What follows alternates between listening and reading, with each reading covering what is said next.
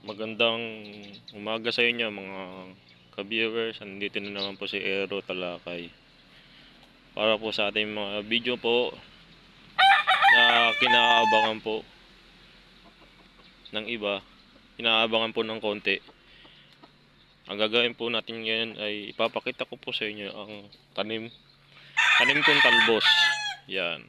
Oh. Yan ang talbos. Alam nyo kung ano na to, mag 3 weeks na to, mag-isang buwan na, wala pa rin usbong, konti pa lang.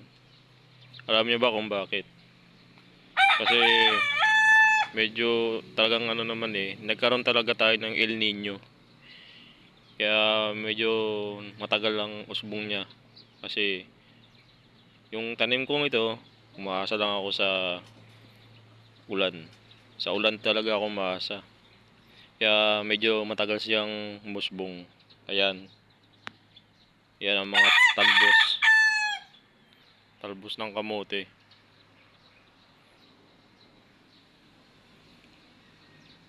Kahit paano magkaroon ako ng pakinabang dito sa talbos na to, kasi napakamahal ng gulay ngayon. Ayan. Tingnan mo. Napakapayat ng usbong niya ngayon. Payat to. Pero pag sunod-sunod ang ulan,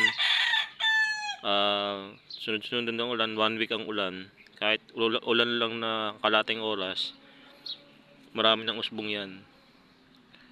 Lalo na pag pinutulan yan, pag tinalbusan, dadami ang mga usbong yan. Ayan. Libot ko kaya dito para maiba naman tayo, hindi naman puro talakay lang sa mga about. Kalang ang bilis ng motor na yun. Kasi tabing kalsada tong namin likuran. Ayan, ilibot ko kayo. Siyempre marami ring tayong pagbibigyan ng mga talbos, kasi yung mga kapitbahay, alam rin sila, nanghihingi rin, kailangan din bigyan. Ayan. Marami to pag siguro mga ganyan,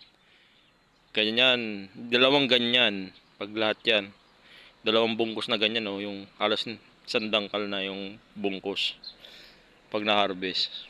Pag bibigyan din yung kapitbahay, ganyan, para dumami rin yung usbong. Kasi pag nagbibigay ka sa kapwa mo, mas maraming binibigay na usbong ang Panginoon. Ganun po yun. Ito bago pa to. Ito yung nahuli naming tusok. Yan.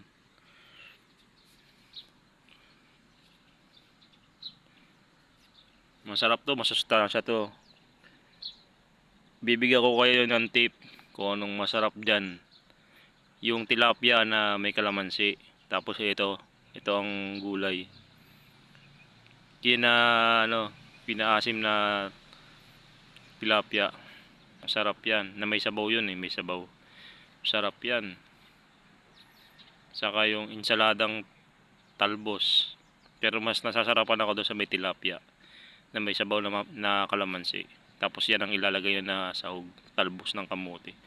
Napakasarap niyan.